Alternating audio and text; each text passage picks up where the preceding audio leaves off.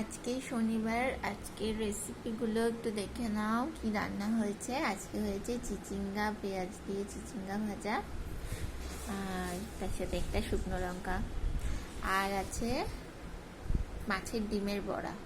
মাছের ডিমের বড়া দিয়ে খাবো, আর ধনে পাতা দিয়ে, অনেকদিন পর এইটা খাচ্ছি, ধনে পাতা দিয়ে বাটা মাছের ঝোল। ব্যাস, তাহলে চিচিঙ্গা ভাজা দিয়ে একটু মেখে খাই।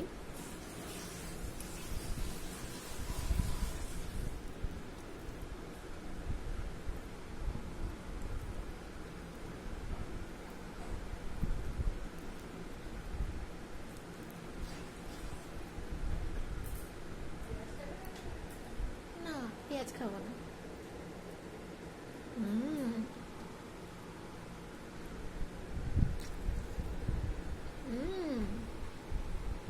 দারুণ হয়েছে।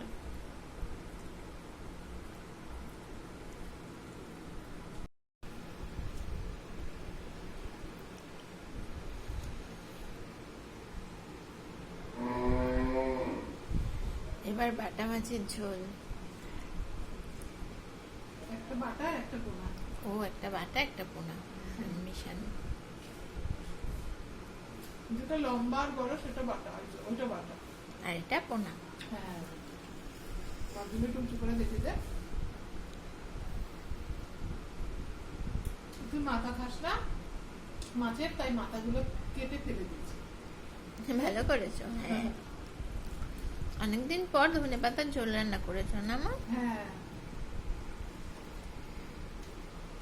খুব সুন্দর ধনে পাতাগুলো এনেছে। আমি ভাবলাম তাহলে বাটা মাছ আর পোনা মাছ একসাথে করে পাতলা ঝোল করি, আদা জিরে বাটা দিয়ে।